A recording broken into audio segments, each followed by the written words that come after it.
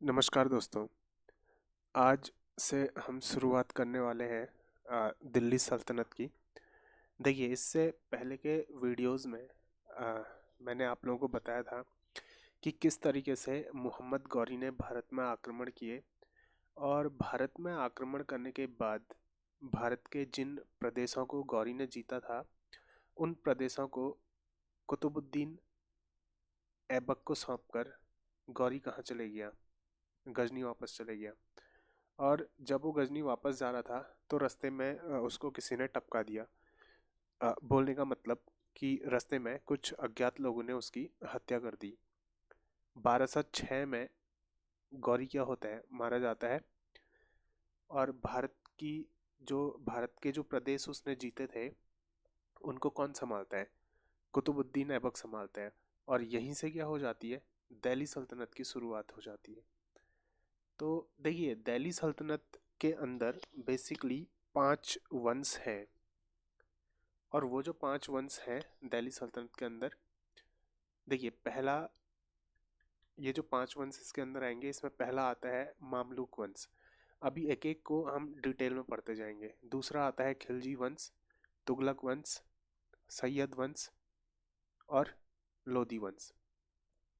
ये जो मामलुक वंश था, ये 1206 से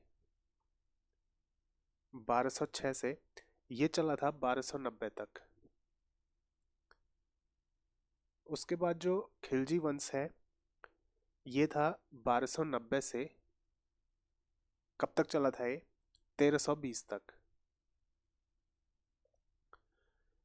तुगलक वंश जो चलता है, वो 1320 से स्टार्ट होता है, 1414 तक ये चलता है। सैयद वंश जो था, वो 1414 से कब तक चलेगा? 1450 तक चलेगा। और जो लोधी वंश है, वो 1450 से कब तक चलता है? 1526 तक चलता है। और आपको पता है कि 1526 में कौन आ गया था? बाबर आ चुका था। ठीक है। अब देखिए, ये जो वंश है, एग्जाम में इन वंशों का क्रम पूछा जाता है कि सबसे पहले कौन आए दिल्ली सल्तनत में, सबसे पहले कौन था, फिर कौन था, फिर कौन था। तो इसको आप लोग इस तरीके से याद रख सकते हो। देखिए, डायरेक्ट याद करते हो तो सबसे बेस्ट है मामलुक, खिलजी, तुगलक, सैयद, लोधी। अदरवाइज इसको कुछ ट्रिक वगैरह के माध्यम से आप लोग इसको याद करना चाहोगे, तो आप लोग इसको इस तरीके से याद कर सकते हो। जैसे मामू, अब मैं तो ऐसे ही याद रखता हूँ। मामू, ये मामू मतलब मामलुक वंश हो गया। खिलजी, खिल, ठीक है, मामू खिल। तुगलक यानी कि तू। सैयद यानी कि सैयद, क्या लिख दिया मैंने, रैयत जैसा, सैयद। लोधी यानी कि लोधी। ठीक है। बस एक फ्लो बनना चाहिए आपका पढ़ने में, मामू खिलतू सैयद लोधी। ठीक है। जैसे इसको आप लोग मेरे साथ रिपीट कर लोगे, तो आप लोगों को खुद वैसे ही याद हो जाएगा। मामू खिलतू सैयद लोधी, मामू खिलतू सैयद लोधी। इस तरीके से आप लोग इसको याद कर सकते हैं। सबसे पहले आया मामलुक वंश, फिर खिलजी, फिर तुगलक, फिर सैयद, फिर लोधी। मामू खिलतू सैयद लोधी। देखिए, इन्होंने जो शासन किया था, मामलुक वंश ने 84 वर्ष तक शासन किया था। 1206 से 1290 तक कितने साल होते हैं? 84 साल। खिलजी ने शासन किया था 30 वर्ष तक। तुगलक ने शासन किया था 94 वर्ष तक। सैयद ने शासन जो किया था, वो किया था 36 वर्ष तक। और लोधियों ने जो शासन किया था 76 वर्ष तक। अब कभी कभार इनके शासन का क्रम भी पूछ लिया जाता है कि सबसे कम किसने किया था, सबसे ज़्यादा किसने किया था। सबसे कम किया था खिलजी ने, और सबसे ज़्यादा जो किया था वो तुगलक ने किया था। और देख ली, ये जो तुगलक वंश है ना, इसी के समय दिल्ली सल्तनत सबसे ज़्यादा फैल चुकी थी। और यहाँ से एक क्वेश्चन ये भी बन जाता है आप लोगों का कि सबसे जो ज़्यादा दिल्ली सल्तनत के अंदर सबसे ज़्यादा हिस्सा किसके पास था जब तुगलक शासन हुआ करता था तब दिल्ली सल्तनत सबसे ज़्यादा विस्तृत थी। इसको हम लोग मैप से देख सकते हैं। देखिए ये है क्या, मामलुक सल्तनत, ठीक है। मामलुक सल्तनत के अंदर इतना हिस्सा कवर हो रहा है। ये हिस्सा देखिए, ये हिस्सा किसके अंदर है, इतना पूरा हिस्सा ये मामलुक सल्तनत के अंदर है। ये इधर पूरा बंगाल तक गया है, ठीक है। मामलुक सल्तनत जो अपने पीक पे थी तो कहाँ तक पहुंची, ये पीछे गौर यानी कि बंगाल तक पहुंची थी। ये था मामलुक। फिर उसके बाद ये देखिए खिलजी के अंदर इतना हिस्सा आता है। ये हिस्सा किसके अंदर आया, खिलजी के अंदर। इधर वाला हिस्सा हाथ से निकल चुका था जब खिलजी सल्तनत आती है। ये वाला जो हिस्सा था ना बंगाल वगैरह वाला, बिहार बंगाल, ये हाथ से निकल गया था। खिलजी के बाद ये जो तुगलक आते हैं, अब देखिए तुगलक में देखिए कितना एरिया कवर है, ये इतना पूरा एरिया तुगलक के अंदर कवर है ये। तो दिल्ली सल्तनत जो अपने चरम पे थी, जब अपने पीक पे थी, तो सबसे ज़्यादा जो एरिया था वो किसके पास था, तुगलक के पास, ठीक है। सबसे ज़्यादा एरिया किसके पास था, तुगलक के पास था। उसके बाद सैयद के टाइम पे तो इतना ही बचा था। सैयदों ने क्या किया था, सब डुबा दिया था। ये इतना ही एरिया उनके पास बचा है। ये सैयद के अंदर का एरिया है। और लास्ट में जब लोधी आते हैं तो फिर इतना बच जाता है। ये था लोधियों के अंदर इतना हिस्सा। ऊपर के हिस्से गए और कुछ यहाँ ये बिहार साइड के हिस्से इनके पास आ गए थे। ये लोधी डायनेस्टी के अंदर था। सबसे ज़्यादा इसमें किसके अंदर है, तुगलक के अंदर है, ठीक है। इनको इस तरीके से आप लोग याद रख सकते हैं। तो इसमें शुरुआत हमने करनी है, हाँ। तो जो क्रम होता है, क्रम इसका भी पूछा जाता है कि दिल्ली सल्तनत में कौन सबसे पहले आए, कौन सबसे बाद में आए, इस तरीके से। तो उसके लिए याद रख लेना मामू खिलतु सैयद लोधी। और इनका जो ये है किसने कितने साल शासन किया था, सबसे कम शासन किया था खिलजी ने, फिर उससे ज़्यादा शासन किया था सैयद ने, 1 2। इनको ऐसे कर लेना ना, मामू खिलतु सैयद लोधी याद रख लेना और फिर इनमें नंबरिंग कर देना। तीसरे नंबर पे जो था, तीसरे नंबर पे था लोधी, चौथे नंबर पे था मामलुक, और पांचवें नंबर पे क्या था, कहाँ चले गया, तुगलक, सबसे ज़्यादा। तो इनका क्रम ऐसे याद रख लेना, 4 1 5 2 3। तो इससे याद हो जाएगा, मामू खिलतु सैयद लोधी 4 1 5 2 3, 415 23, ठीक है।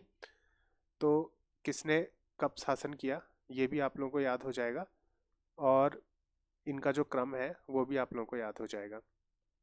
अब इसमें हमने सबसे पहले पढ़ना है मामलुक वंश।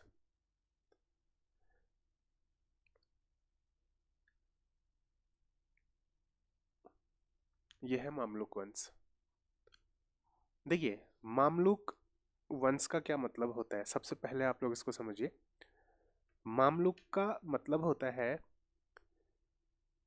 गुलामी के बंधनों से जब किसी को मुक्त कर दिया जाता है। ये क्या होता है, गुलामी के बंधनों से जब किसी को मुक्त कर दिया जाता है तो उनसे उत्पन्न जो संतान होती है, गुलामी के बंधन से मुक्त माता पिताओं से उत्पन्न वंश, इन वंशों को क्या बोला जाता है, मामलुक बोला जाता है। इसलिए इतिहासकारों ने जो मामलुक वंश है इसको मामलुक बोला। अदरवाइज देखिए कुतुबुद्दीन से ये स्टार्ट होता है, और कुतुबुद्दीन आप लोगों को पता है कि गौरी का क्या था, एक गुलाम था। कुतुबुद्दीन क्या था, गौरी का गुलाम था। इस बेसिस पे कुछ लोगों ने इसको क्या बोला, गुलाम वंश बोला, दास वंश। कुछ इतिहासकारों ने क्या बोला, दास यानी कि गुलाम वंश बोला, क्योंकि कुतुबुद्दीन क्या था, एक गुलाम था। कुछ लोगों ने इसको इलबारी वंश बोला, कुछ लोगों ने क्या बोला, इलबारी वंश बोला। कुछ लोगों ने प्रारंभिक तुर्क इसको बोला, प्रारंभिक तुर्क इसको बोला। अब ये सब एक ही है, मामलुक हो गया, गुलाम हो गया, इलबारी हो गया, प्रारंभिक तुर्क हो गया, सब एक ही है। क्योंकि देखिए यहाँ से क्या होता है, जब दिल्ली सल्तनत की शुरुआत होती है तो मोहम्मद गौरी जो था वो अपने दास, अपने गुलाम ऐबक को यहाँ छोड़ के जाता है, और ऐबक क्या था, तुर्क जनजाति से था। इसलिए कभी कभार क्या होता है कि कुछ लोग इसको क्या बोल देते हैं, ठीक है, कुछ लोग इसको प्रारंभिक तुर्क बोल देते हैं। अब ऐबक एक गुलाम था तो कुछ लोग इसको गुलाम वंश बोल देते हैं, कुछ लोग इसको क्या बोलते हैं, इलबारी वंश बोल देते हैं। अब लेकिन जितने भी ये थे ना, मामलुक वंश के अंदर जितने भी शासक आएंगे, जैसे कुतुबुद्दीन हो गया, उसके बाद जितने भी शासक आएंगे सबके सब इलबारी नहीं थे, तो इसको इलबारी भी नहीं बोला जा सकता है कंप्लीटली। तो इन नामों में मतभेद है। तो नामों में मतभेद होने के कारण ज़्यादातर जो एक्सेप्टेड नाम है वो मामलुक वंश है, क्योंकि मामलुक का अर्थ क्या होता है, गुलामी के बंधन से जो माता पिता मुक्त हो जाते हैं उनसे उत्पन्न जो वंश होता है उसको क्या बोला जाता है, मामलुक बोला जाता है। अब मामलुक वंश में 11 शासक हुए, कितने, 11 शासक। अब ये जो मैं आप लोगों को वीडियो बना रहा हूँ इसके जो नोट्स हैं वो आप लोगों को मेरे टेलीग्राम चैनल पे मिल जाएंगे, इसको आप लोगों ने सिर्फ सुन लेना है एक बार। दिल्ली सल्तनत में 11 शासक हुए, सॉरी, ये जो मामलुक वंश है, मामलुक वंश में कितने शासक हुए, 11 शासक हुए। 11 शासकों ने क्या किया, 11 शासकों ने 84 वर्ष तक शासन किया। 84 वर्ष तक क्या किया, शासन किया। सबसे पहले इसमें हम लोगों ने पढ़ना है किसको, कुतुबुद्दीन ऐबक को। किसको पढ़ना है, कुतुबुद्दीन ऐबक। अब देखिए किसी बुक में इसको इस तरीके से लिखा जाता है, कुतुबुद्दीन ऐबक।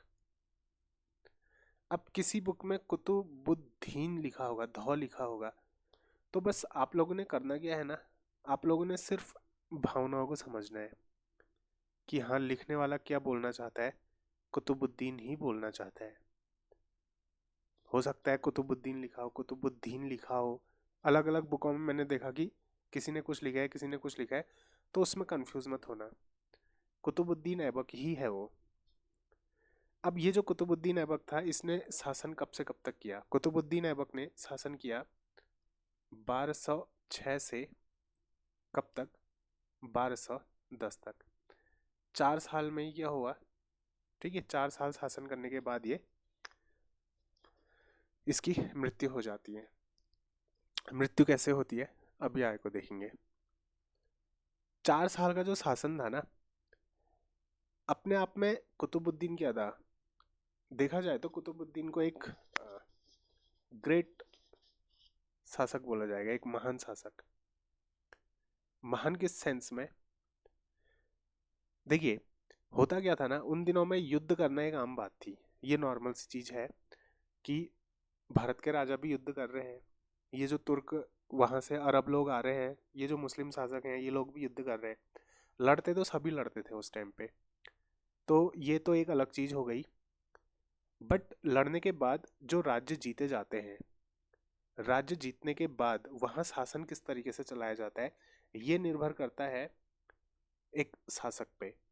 अब महान बोलने का मतलब ये नहीं कि मैं उसको सबसे पीक पे बैठा दे रहा हूँ, महान बोलने का मतलब कि इसके साम इसके समकालीन जो राजा थे उन राजाओं में, उन शासकों में इसने क्या काम किए जिससे ये ठीक है महान बने। इसके समकालीन कौन कौन थे? देखिए, गौरी के 3 गुलाम थे। ठीक है, गौरी के कितने गुलाम थे? गौरी के 3 गुलाम थे। उन तीनों गुलामों में कुतुबुद्दीन एक ऐसा शासक था जिसने कभी भी खुद को सुल्तान घोषित नहीं किया। इसने कभी भी अपने आप को सुल्तान घोषित नहीं किया, जबकि जो इसके बाकी के जो 2 गुलाम थे वो खुद को क्या करना चाहते थे? सुल्तान बनाना चाहते थे। इसने अपने नाम के कभी भी सिक्के नहीं चलाए। मीन्स की जैसे गौरी इसको रख के गया था, गौरी ने कुतुबुद्दीन पे क्या किया? विश्वास किया। क्योंकि गौरी जो था उसका अपना कोई बेटा नहीं था, तो वो सबसे ज़्यादा विश्वास करता था अपने गुलामों पे। और गुलाम का ये मतलब नहीं होता है कि इनको इनके गले में पट्टा बांध के रखा जाता हो। गुलाम कई मायनों में बहुत अलग था उस टाइम पे। गुलाम, देखिए उस टाइम पे होता क्या था ना, कोई भी जो शासक होता था वो क्या करता था?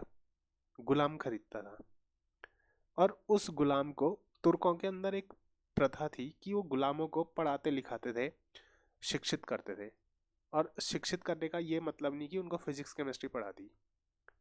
शिक्षित करने का मतलब होता था कि उनको युद्ध कला सिखाई जाएगी, और जो उनके धार्मिक ग्रंथ होते हैं वो ग्रंथ पढ़ने सिखाए जाएंगे। ये होता था उस टाइम पे शिक्षित करने का मतलब। तो तुर्कों में एक प्रथा थी कि वो अपने गुलामों को क्या किया करते थे? शिक्षित किया करते थे। तो गौरी ने ये जो इसके गुलाम थे इनको अपने पुत्रों की तरह रखा था, ना कि गुलामों की तरह। सब कुछ होता था, उनकी स्कूलिंग होती थी, उनको अच्छे से उनका खाने पीने का ख्याल रखा जाता था। क्यों? क्योंकि जब गुलाम शिक्षित हो जाएगा ना, उसकी कीमत भी उतनी ज़्यादा मिलेगी। जैसे आप लोग अगर कहीं से गुलाम खरीदने जा रहे हैं तो कैसा गुलाम खरीदेंगे? खैर आप लोग खरीदेंगे नहीं, वो अलग चीज़ है। बट कैसा गुलाम खरीदना चाहेंगे? जो एजुकेटेड हो, जिसको सारी चीज़ें आती हो। ठीक है, तो ये सारी चीज़ें उस टाइम पे भी हुआ करती थी। तो शासक क्या करता था कि गुलाम खरीदता था, और गुलाम खरीदने के बाद उसको शिक्षित करता था, और उसका बहुत जगह में इस्तेमाल होता था। जैसे युद्ध में वो उसके साथ आता था, युद्ध में उसकी हेल्प करता था, राज्य का शासन चलाने में उसकी हेल्प करता था, बहुत सारे एरियाज में क्या करता था? उसकी मदद करता था। इसलिए वो अपने गुलामों को क्या करते थे? शिक्षित करते थे। 1206 से 1210 तक कुतुबुद्दीन ऐबक शासन करता है। तो इस सेंस में मैं इसको महान बोलता हूँ कि इसके जो समकालीन थे उन समकालीनों में सबसे बेटर था, बाकी के जो गुलाम थे उनसे सबसे बेटर था। इसने अपना जो गुलाम होने का फर्ज निभाया, इसने अपने आप को सुल्तान घोषित नहीं किया। गौरी जिस तरीके से इसको छोड़ के गया था कि ये मेरी सल्तनत संभालेगा, उस तरीके से इसने उसकी सल्तनत संभाली। ना ही इसने अपने नाम के कभी सिक्के ढलवाए। और देखिए, ये इस सेंस में भी महान है कि इसने बचपन से क्या किया? संघर्ष किया। इसने क्या किया? बचपन से संघर्ष किया। ऐबक का मतलब क्या होता है? देखिए, ऐबक का मतलब होता है चंद्रमा का देवता। चंद्रमा का देवता। ऐबक का मतलब क्या होता है? चंद्रमा का देवता होता है। अब ये जो ऐबक था, ये बचपन में क्या होता है? अपने परिवार से बिछड़ जाता है। बचपन में क्या हुआ? बचपन में परिवार से बिछड़ गया।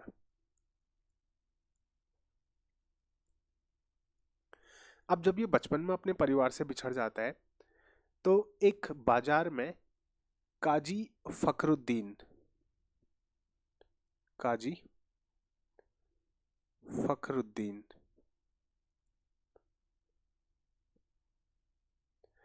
काजी फखरुद्दीन इसको खरीद लेता है।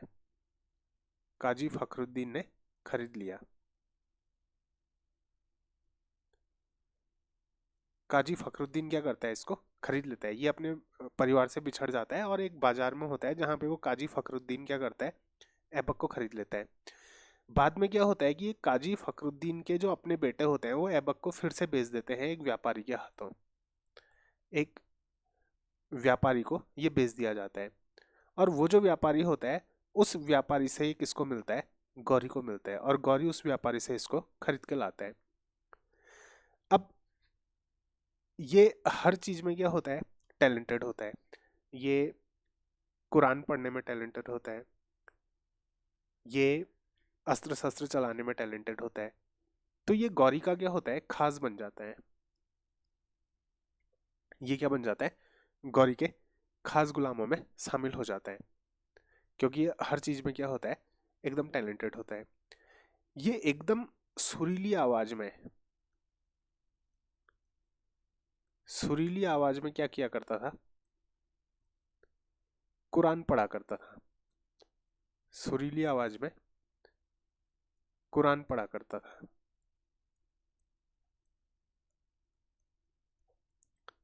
जब ये सुरीली आवाज में कुरान पढ़ता था तो इसको एक नाम दिया गया, कुरान ख्वा। कुरान ख्वा, क्या नाम दिया गया, कुरान ख्वा। तो कुरान ख्वा किसकी उपाधि थी, ये कुतुबुद्दीन ऐबक की उपाधि थी। इनको भी याद रखना, क्योंकि एग्जाम में ये सारी चीजें भी पूछी जाती है कि कुरान ख्वा किसकी उपाधि थी और पील बख्श किसकी उपाधि थी, ये सारी चीजें।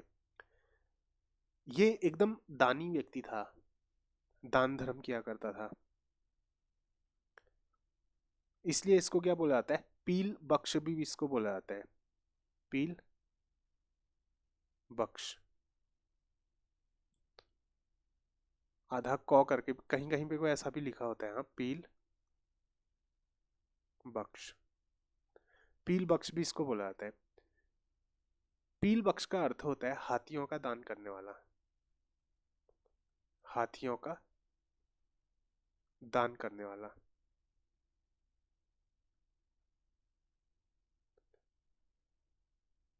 कुरान ख्वा हो गया, पील बख्श हो गया, ये सब किसकी उपाधियां थी, ये कुतुबुद्दीन ऐबक की उपाधियां थी। हातिम द्वितीय भी इसकी उपाधि थी, हातिम, हातिम द्वितीय, ये भी किसकी उपाधि थी, ये भी कुतुबुद्दीन ऐबक की उपाधि थी। अब देखिए हुआ क्या, गौरी इसको क्या करता है, गौरी इसको एक मार्केट से खरीद के लाता है, एक बाजार से क्या होता है, गौरी इसको खरीद के लाता है। और जब गौरी इसकी प्रतिभा को देखता है, इसके टैलेंट को देखता है, तो गौरी क्या करता है, इसको अमीर ए आखुर का पद देता है। गौरी ने क्या किया, गौरी क्या करता है, इसको कौन सा पद देता है, अमीर, अमीर ए आखुर, अमीर ए आखुर, अमीर ए आखुर का पद देता है। अमीर ए आखुर का मतलब होता है शाही अश्वशाला का अधिकारी, शाही अश्वशाला का अधिकारी। अमीर आखुर का मतलब क्या होता है, शाही अश्वशाला का अधिकारी। इसको कौन सा पद दे दिया जाता है, अमीर आखुर का पद दे दिया जाता है। इसके बाद क्या करता है गौरी, देखिए सॉरी, इसके बाद ऐबक क्या करता है कि गौरी के हर युद्ध में उसका साथ देता है। मतलब जहां जहां भी गौरी अपना अभियान चलाता था, हर एक अभियान में ये क्या करता है, गौरी का पार्टनर बन जाता है, गौरी का साथ देता है, और इसका क्या बन जाता है, एकदम विश्वास पात्र बन जाता है। एक इतिहासकार है मिनहाज, मिनहाज उस सिराज, उस सिराज, मिनहास उस सिराज, मिनहास उस सिराज के अनुसार गौरी ने एक चीज कही थी, गौरी ने एक स्टेटमेंट बोला था, ये स्टेटमेंट याद रखना क्योंकि एग्जाम में ये स्टेटमेंट पूछे जा सकते हैं। गौरी ने एक स्टेटमेंट बोला था, स्टेटमेंट ये था, अन्य सुल्तानों का, अन्य सुल्तानों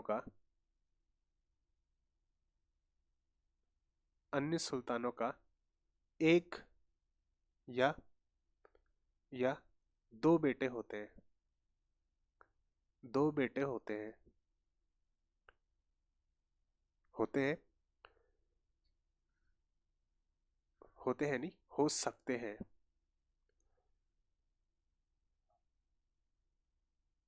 एक या दो बेटे हो सकते हैं।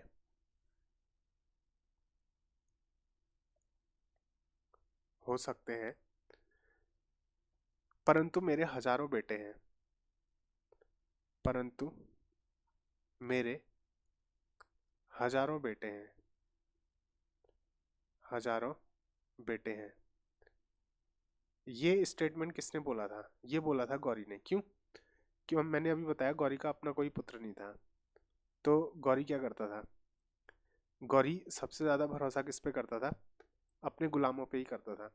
इसलिए गौरी ने ये स्टेटमेंट दिया कि बाकी सुल्तानों के एक दो बेटे हो सकते हैं, लेकिन मेरे हजारों बेटे हैं। और इसके हजारों बेटों का मतलब क्या था? इसके हजारों गुलाम। गौरी के पास बहुत ज्यादा गुलाम थे।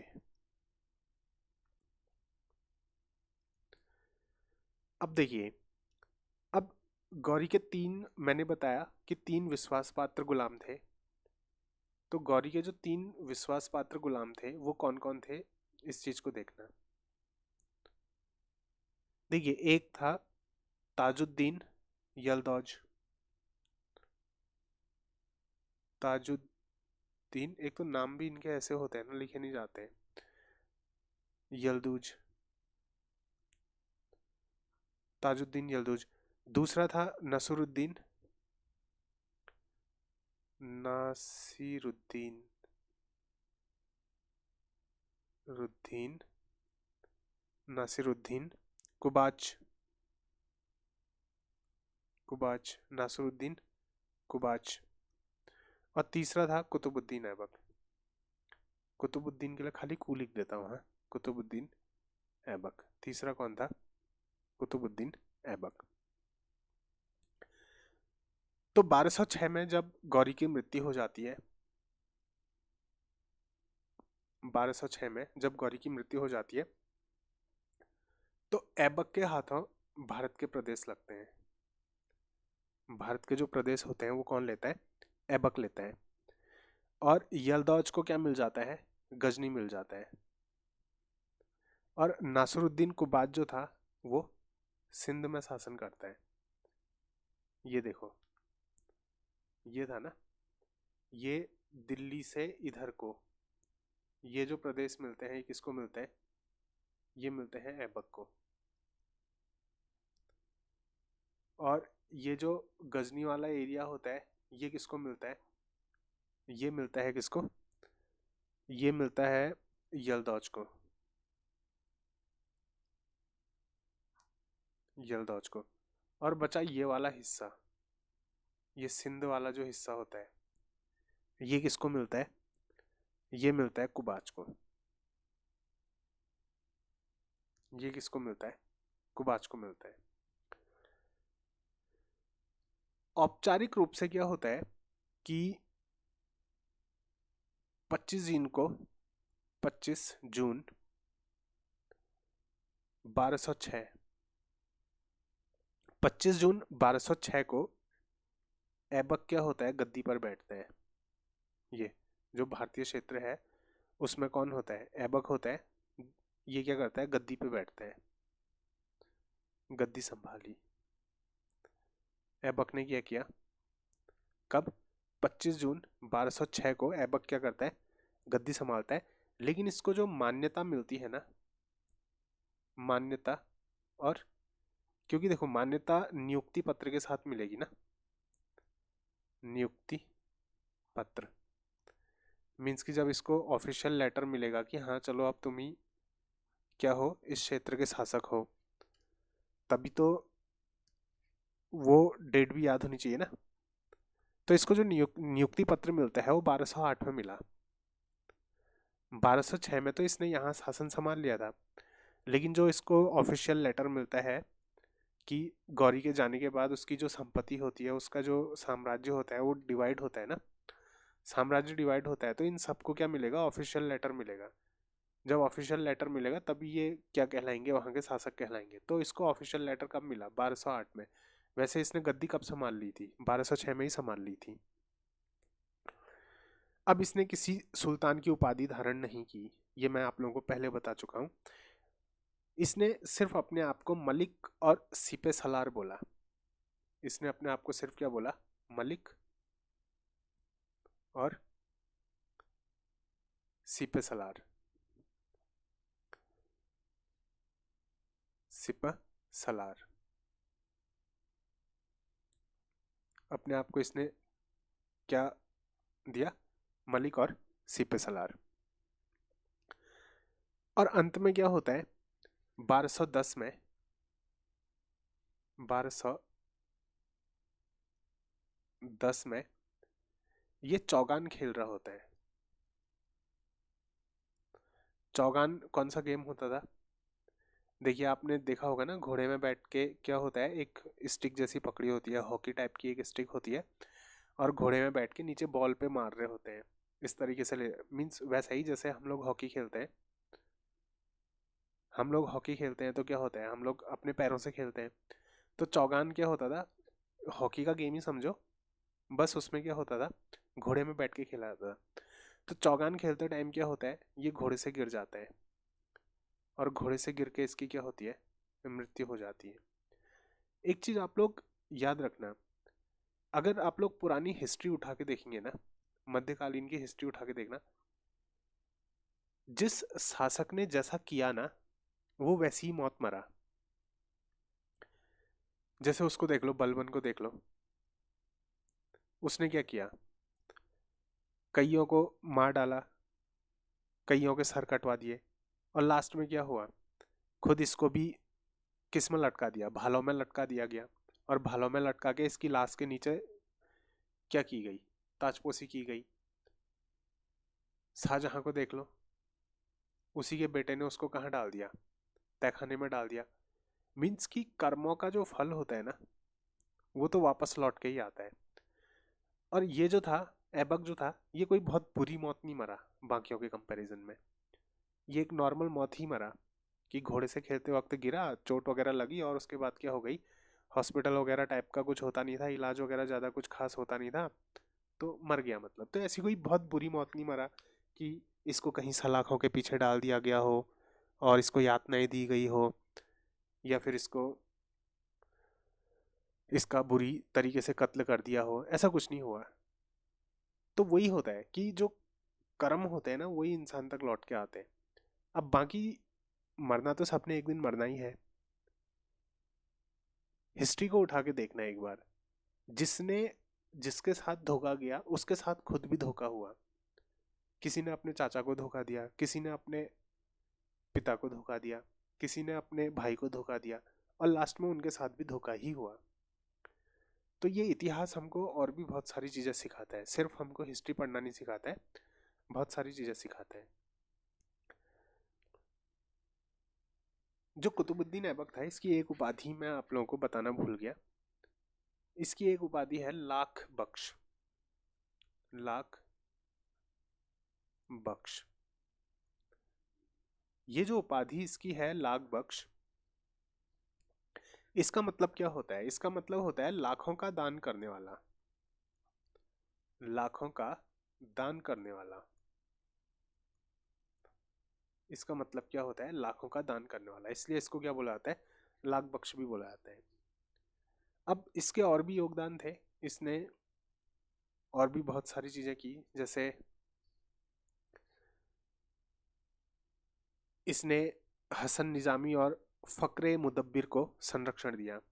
दो जो कवि हुआ करते थे, हसन निजामी, लेखक हुआ करते थे, ठीक है, हसन निजामी और फक्र ए मुदब्बिर, हसन निज़ामी और फ़क्र मुदब्बिर, इनको क्या किया? संरक्षण दिया। इनको क्या किया? संरक्षण दिया। इसने, देखो इसमें से जो हसन निज़ामी थे ना, उन्होंने क्या लिखी थी? ये कभी कभार एग्जाम में पूछ लिया जाता है। ताजुल मासिरी, ताजुल ताजुल मासिर, ये जो पुस्तक लिखी है किसने लिखी? हसन निज़ामी ने लिखी। और अदाबुल हर्ब, ये किसने लिखी थी? फ़क्र मुदब्बिर ने लिखी थी। फ़क्र मुदब्बिर ने क्या लिखी थी? अदाबुल हर्ब, अदाब उल हर्ब, ये किसने लिखी थी? फ़क्र मुदब्बिर ने लिखी थी। अल सुजाता, ये भी किसने लिखी थी? अल सुजाता, ये भी किसने लिखी थी? फ़क्र मुदब्बिर ने लिखी थी। ऐबक जो था उसने, देखिए, कुव्वत उल इस्लाम मस्जिद, कुव्वत उल इस्लाम, कुव्वत उल इस्लाम मस्जिद, इसका निर्माण किसने कराया? इसका निर्माण किसने कराया? ऐबक ने कराया। और भी बहुत सारी चीज़ें बनाई थी। ये जो कुव्वत उल इस्लाम मस्जिद है ना, ये मस्जिद भारत में इस्लामी पद्धति पर, ये जो मस्जिद है भारत में, भारत में इस्लामी इस्लामी पद्धति पर निर्मित पहली मस्जिद मानी जाती है। इस्लामी पद्धति, इस्लामी पद्धति पर निर्मित निर्मित पहली मस्जिद मानी जाती है। क्या मानी जाती है? भारत में जो इस्लामी पद्धति पर निर्मित पहली मस्जिद मानी जाती है वो कौन सी मानी जाती है? कुव्वतुल इस्लाम मस्जिद मानी जाती है। ऐबक ने और क्या क्या बनाया था? 2.5 दिन का झोपड़ा, 2.5 दिन का झोपड़ा। ऐसा बोला जाता है कि इस झोपड़े, इस मस्जिद 2.5 दिन का झोपड़ा जो मस्जिद है, ये नाम है ना इसका, 2.5 दिन का झोपड़ा मस्जिद। ये भी किसने बनाई थी? ऐबक ने बनाई थी। ये 2.5 दिन में बनके तैयार हुई थी। क्या माना जाता है कितने दिन में बनके तैयार हुई थी? ये 2.5 दिन में बनके तैयार हुई थी, इसलिए इसको क्या बोला जाता है? 2.5 दिन का झोपड़ा बना बोला जाता है। ये किसने बनाई थी? ऐबक ने बनाई थी। और क्या किया था ऐबक ने? अच्छा, ये किसकी याद में बनाई थी ये भी पूछा जाता है। हाँ, संत ख्वाजा बख्तियार काकी किसकी याद में बनाई थी? याद में बनाई थी संत संत ख्वाजा ख्वाजा बख्तियार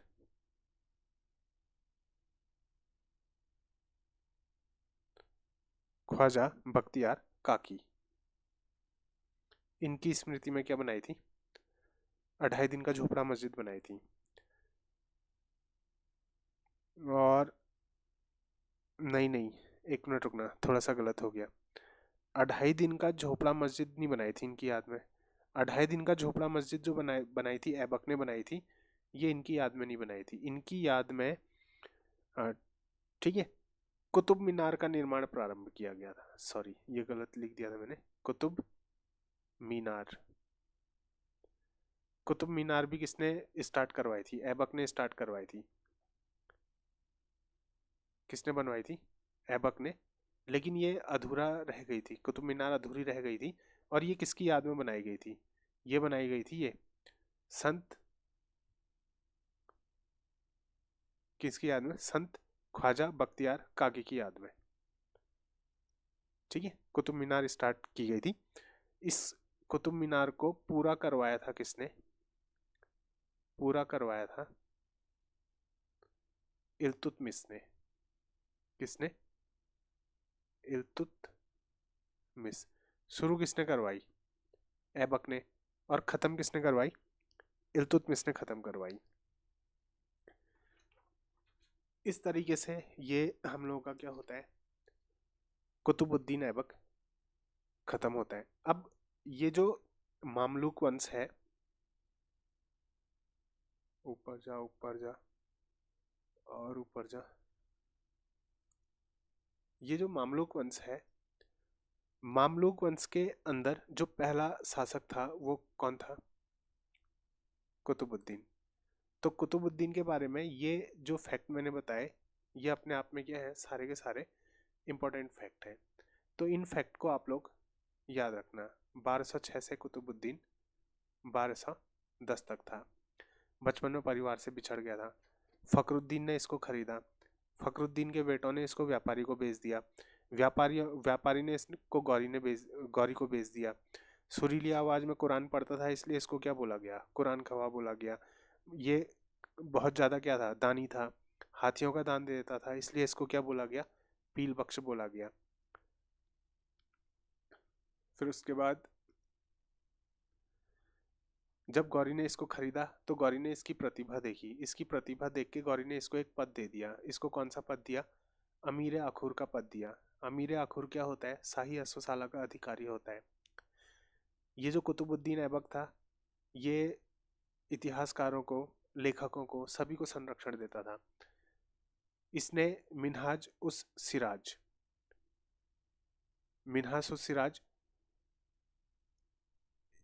ये इनको क्या दिया था? मिन्हाज उस सिराज, हसन निजामी, अच्छा सॉरी, ये कहाँ थे? ये तो इतिहासकार है। मिन्हाज उस सिराज इतिहासकार है। उन्होंने क्या बोला है कि अन्य सुल्तानों का एक बेटा या दो बेटा हो सकते हैं, परंतु मेरे हजारों बेटे हैं। ये स्टेटमेंट किसका है? मिन्हाज उस सिराज बोलते हैं कि ये स्टेटमेंट किसका है? गौरी का है। गौरी के 3 गुलाम थे, ताजुद्दीन यलदूज, नसरुद्दीन कुबाज और कुतुबुद्दीन ऐबक। कुतुबुद्दीन ऐबक इन तीनों में सबसे सर्वश्रेष्ठ था। भारत का जो शासन था वो किसको मिला? कुतुबुद्दीन ऐबक को मिला। गजनी का शासन यलदौज को मिला। सिंध का शासन किसको मिला? कुबाच को मिला। हसन निजामी और फकरे मुदब्बिर, इनको किसने संरक्षण दिया था? ऐबक ने संरक्षण दिया था। ताजुल मासिरी किसने लिखी? हसन निजामी ने लिखी। अदाबुल अरब और अल सुजाता किसने लिखी? फकरे मुदब्बिर ने लिखी। कुव्वत उल इस्लाम मस्जिद का निर्माण किसने कराया? ऐबक ने कराया। भारत में इस्लामी पद्धति पर पहली निर्मित मस्जिद मानी जाती है कौन सी? कुव्वत उल इस्लाम मस्जिद। 2.5 दिन का झोपड़ा मस्जिद किसने बनाई? ऐबक ने बनाई। कुतुब मीनार किसने शुरू कराया? ऐबक ने कराया। किसकी याद में? संत ख्वाजा बख्तियार काकी की याद में। और पूरा किसने करवाया? इल्तुतमिश ने करवाया। ये तो क्या था? एक इल्तुतमिश से रिलेटेड, सॉरी, कुतुबुद्दीन से रिलेटेड फैक्ट थे। एग्जाम में इन फैक्ट्स के अंदर से ही क्वेश्चन आएंगे। अब बाकी 4 साल किस तरीके से कुतुबुद्दीन ने शासन किया, उसके मरने के बाद कौन आया, ये सब हम लोग डिस्कस करेंगे अगले वीडियो में। मिलते हैं अगले वीडियो में, तब तक के लिए धन्यवाद, नमस्कार।